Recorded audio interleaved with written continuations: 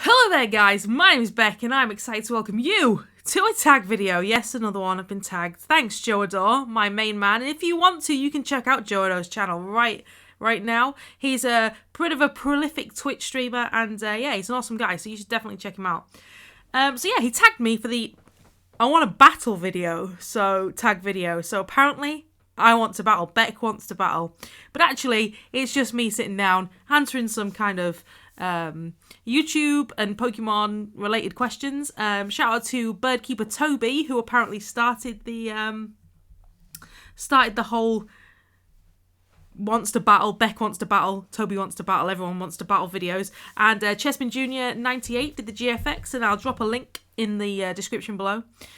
So that you can, people that I tag can download that and they can do it themselves. So, without further ado, shall we jump into answering some of these gosh diggity darn questions? So, question number one, how did you get that mascot? Well, as you know, my mascot is the old Shiny Shinx. Tesla, my Shiny Shinx, is my mascot. My favourite Pokemon was Umbreon for a really long time, and that's why my name is Burakki, because Japanese Umbreon stuff. But as soon as I started to play Gen 4 Diamond, first game picked up from that series, walking along in the grass, chilling out, oh my gosh, what the heck is this? This Pokemon is adorable. And my, two favourite kinds of Pokemon, electric and dark types. So there was a little electric Pokemon in, you could catch right at the beginning of the game that was adorable and cute. And, yeah, so I caught the Shinx and named him Tesla, and we ran with the whole game, turned into an awesome Luxray, and from then on, Shinx has just been my favourite Pokemon. But then I remember actually playing Pearl, and, was it Pearl? I think it must have been. And messing about and kind of playing the game, and I came across a shiny Shinx. Oh my gosh, one of the only legit shinies from wandering about in an old school game. And when I saw that guy, I was like, dude, I didn't think that Shinx could be any more adorable. Well, I was so wrong. The little yellow Shinx is just incredible. So Tesla is my mascot, and that's why, because I was just made up when I found him right at the beginning of the game in Gen 4, and loved him ever since. And he's been there. He's a good guy. You should all train up Shinxes because they are great. Anyway, so question number 2 is respond to your most popular comments. Okay, so most of my comments that I get is kind of like, oh, well done, Beck, and kind of showing support for the videos. And my response to those people would be, thank you so much for being here. Thank you for being here when things are a bit quiet, and just generally thank you so much. You will never know what kind of difference all of you who watch my videos have made on my life. It's immeasurable, and I can't explain it, and a lot of it kind of won't probably ever be explained. But the fact that there are people that want to watch my videos, that want to be my friend, and that show support to me no matter what, it means so much to me. So that's what my response would be to all of you commenters out there. It would just be thank you. I am grateful, and I will always and eternally be grateful for your support. And kind of humbled because, I'm not really sure why I deserve it, but I'm really, really humbled and appreciative of it. So thank you very much. Question number 3. What was your best Pokemon moment of 2015? Oh, I don't know why I've got this game show voice now. What was your best Pokemon moment of 2015? That's really hard. This year, I can't even seem to recall all the way back to this year. I mean, I guess doing the Wonderlock with Chibi, which was at the beginning of this year, was pretty awesome. I had a lot of fun recording that with her, and she's a really lovely person and one of my good friends. And yeah, I really enjoyed recording the X and Y Wonderlock with her. I guess another best Pokemon moment would probably be being asked to be involved in the Pokemon Premier League as an analyst. I've really, really enjoyed recording power rankings with Enzo, and there have been some schedule issues recently, which means that we've not got many recorded, but honestly, it's just been the best time. And those guys in the PPL are some of the best people you would ever want to meet. And if you like draft-based leagues, then you should definitely go and check them out. That's a Pokemon Premier League. And I was an analyst for the Division 2, and it was just brilliant, honestly. All of those guys over there are excellent, excellent people. And I just feel really blessed to have been able to kind of work with them, even if it was for a short time. I just, really appreciate it. Big shout out to those guys, Rye and Troy, and the Don Fanatic, who kind of administer that league, and all of the guys in the D2. Just so fantastic to be part of it. So I really, really, really, really enjoyed that. It was great. Question 4. What do you think the next mainstream Pokemon game will be, and why? Well, I don't think we're going to see anything sort of Gen 6-ish, and because we've already had like X and Y, we've already had Omega Ruby and Alpha Sapphire, so I'm not sure that we'll see any more games for a while. I'm kind of assuming that it might just be a brand new game. Possibly. I know lots of people out there are talking about X2, Y2, or Pokemon Z, and all of the hoo-ha about Zygarde and the different forms. Yeah, I get that, and, we might see a Pokemon Z, but I'm not 100% convinced. My hopes are for remakes of Gen 4, because they're my favourites. I want to go back to Sinnoh, man, but I don't want them to be simple remakes. I'd quite like them to be a whole new, brand new game set in Sinnoh, with Primal Dialga, and Primal Palkia would be awesome, and throwback to Mystery Dungeon. But yeah, that's what I imagine that will probably get next. I'm not convinced by Pokemon Z, but, I will play any Pokemon game that comes, so then I will be more than grateful to receive it. So, come on, Nintendo. Give us something good. Come on, Game Freak. Give us Mega Luxray. Seriously, I don't care about new Pokemon games as long as that Mega Luxray happens. Anyway, okay, so, question number 5. So I'm so sorry. What can your viewers expect in 2016? I mean, from me, or just generally in life? Bits of ups and downs, if we're talking about general life. From me in 2016, honestly, I can't really tell you. There's a bit of a lull on the channel at the moment, and honestly, it's because I'm finding being able to do stuff after work really difficult. Those people that know me probably know already, but if you don't, then I'm going to tell you that I'm an introvert, which means I find it really difficult to maintain lots and lots and lots and lots and lots of social interaction, and to be around people lots. I'm not antisocial. This is what people think. Being an introvert means you're antisocial and you're a loner and a loser. So not true. It's just that a lots of contact with people drains me. It makes me physically tired and emotionally tired. So I spend all day at work.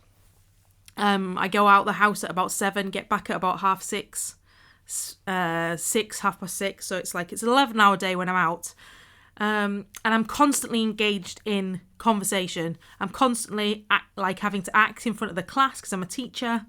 And it's so draining. And then I come home and I've got a couple of hours to recharge, and I'm finding it's not enough. I'm getting to the point now where I want to just go and book a hotel room for a whole weekend and lock myself in so that I can be by myself for a little bit. So I'm finding it quite difficult to perform for viewers in front of a microphone, because I've been talking all day. And that's why, and I really feel terrible about it. But this is why I'm not hopping into Skype all the time. I'm not hopping into Discord. I'm not streaming anymore, because I just can't physically bring myself to have that level of interaction with people when I've been doing it all day at work.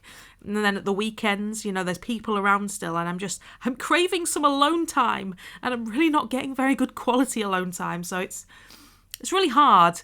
But hopefully we'll get there. And in 2016, hopefully I'll be able to bring more content to the channel. Once the winter is gone and we get more sunlight as well, I'm sure I'll start to feel a lot better. And I'm going to find a way to kind of make sure I have space to recharge, and so that I can continue to be social. Because I need to be, and I want to be. It's just that I need that alone time to recharge myself and to kind of bring myself back online. Okay, so question number 6. What advice would you give to someone starting out on YouTube? If it's yourself who's starting out, then what advice would you like to follow? I guess I've been here a while now, like a year and a half, or probably more than that. So, I guess make sure you're doing it for the right reasons, because nobody explodes on YouTube overnight. So if you're here to get famous, then I mean, maybe just think about that and set realistic expectations. Because it's hard work to like make something of YouTube, and you need luck and all of that stuff. So I would prioritize having fun and meeting people and making friends at the top of your list. And don't keep looking at your sub counts. Don't keep checking out your views, because that stuff drives you insane. Because growth happens naturally and progressively, and prioritize making sure you have fun. And do what you want to do and have a great time with it. Because if you're not having a great time with it, people will not want to watch your videos. Secondly, I guess be consistent. That doesn't mean a video every day. It just means regular uploads, which I'm really terrible at the moment. But you know what I'm saying. Try and be consistent, and try and always strive to improve your content. So make sure that your graphics are good and that they improve. It doesn't mean commissioning really expensive graphics. It's just, just trying to make sure that they're semi-decent, and always strive to improve. I mean, please don't look at my first Let's Play, because it is the most shockingly bad thing on the whole of YouTube. But you know what? If you look at my stuff now, I'd like to think that I've got a little bit better. So, just strive for improvement. Make sure your priority is to have fun. Try and be consistent, and set realistic goals, and just don't expect too much, because when you expect too much, then you're going to be disappointed. If you have realistic expectations, you can blow those out the water and just be really surprised. And I found that the best thing about YouTube is meeting people and being surprised. I never thought that I would ever get anywhere near like 600-700 subscribers in a million years, but it kind of crept up on me, and that's cool. And if I get one more, then I'll be overjoyed. So yeah, just have fun, meet people, be consistent, and always strive to do better. And I think those are good bits of advice.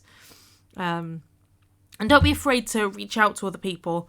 For sure, it's not about like trying to leech onto people's fame, but you've got to embrace your viewers. You've got to embrace the people that interact with you, and like I really try and make it a big priority to reach out to the people that subscribe to me and say thank you to them, because it means a lot to me, and to try and build relationships and friendships with the people that come onto my channel, because you guys are really important. You're the reason I'm here, and I want to know your names, and I want to get to know you and chat with you on Twitter, and forget about the answer that I gave to the last one about being an introvert. I actually would like to socialise with people, just so long as I get to then go and have a bit of me time, it's fine.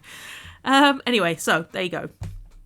What has your favourite Pokemon video of 2015 been? Oh my gosh. That is an incredibly hard question. I think I know which one. I think I know what I want to choose. But I'm not sure.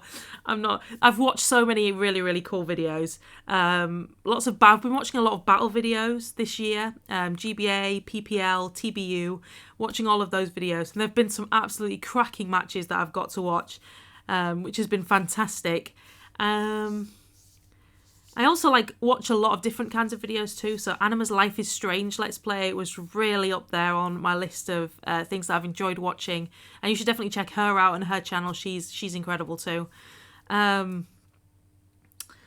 I just have to say that I think one of my most favourite Pokemon videos of 2015 has to be one of Enzo's TBU battles, where he had a Victini, and I think it was either Choice Banded or Choice Scarfed, and it was in against a Pokemon that had pressure, and he ended up losing all of his PP. He didn't realise he'd lost it, so he clicked the move, and he was choiced into struggle. So we saw the dawning of the new meta of Struggle Victini, which was brilliant. That was so funny. But yeah, I've watched loads of really, really, really cool Pokemon videos. Oh, I remember another one that I thought was hilariously funny. Rosebud's sled is called Zach, and he was also in the Pokemon Showdown League, and he had a Cacturn, and during his videos, he edited in Cacturn down for what, and that was hilarious, and it had me laughing and falling off my chair because it was so funny. So yeah, those are a couple of my favourite Pokemon videos of 2015. I'm sure there's been loads more, and I was kind of put on the spot by not reading these questions before I actually started recording. But anyway, yay! Okay, so now, question number 8 is I have to recommend a tuber with less subscribers that my audience will love. That's tricky. Oh my gosh, that's really tricky. Do you know what? I think I might just... I might just kind of tie this in with my tags, possibly. There are so many people, like, I tend to watch people who are small channels. I don't tend to watch big channels. I like to watch videos of my friends. So, like, everybody kind of, like, I talk to on Twitter and stuff, their channels are all really, really cool. So what I think I might do is I might just tie this into my tags. So if I tag these, I'm going to tag these 3 guys. And then I want you to go and check them out because they are really, really good friends of mine. They are just genuinely really nice guys. They're into battle leagues. But honestly, they're some of like my best friends. So, and I do believe that they all have less subs than me, but I'm not 100% sure how many Payton has. So anyway, I am going to recommend that you go and check out Enzodiac. I think that's his YouTube. I'll put all links to tagged members in the links at the bottom. But yeah, the first shout out and tag, I'm tagging you, Enzo, goes to Enzodiac. He is Mr. Switzerland HD, the most handsome man in all of Switzerland. He plays Splatoon, he plays Smash, he is in the TBU, he was runner-up last year. Which I'm sure he'll want me to tell everybody about. The owner of Struggle Wicktini, and Woolly's, and he records Woolly World, and his Woolly World Let's Plays are the best things ever, honestly. So yeah, you should definitely go check him out. Link in the description below, and you are tagged, my friend. You need to step up for a battle right now. The second person I would like to tag and shout out, so, is Sinister Sableye. My good friend Payton. Payton has also just joined the TBU this season. He also kind of records Pokemon videos too, but yeah, he is the coach of the St. Louis Chattots in TBU Season 2, so I'm excited to see how he gets on. He's also a really nice guy. We play Splatoon together, and yeah, he's really lovely, and you should definitely go check him out. I'm assuming he's got less subs than me, but he probably got way more than me. I don't know. Anyway, so, yes. Payton, you've been tagged, so come on. You need to battle. I don't know what I'm talking about right now. But anyway, check out Sinister Sableye, because he is a really, really, really nice guy too. And the third person who I would like to shout out right now is my good buddy Carson. His YouTube is Toxic Gaming. And yeah, He's just great. He's a really, really nice guy. He's really funny. He records Skyrim, where he plays through as different kinds of characters. So he follows a storyline through. It's basically like narrative, but with a game. So he's done an Orc, and he's currently doing a Nord.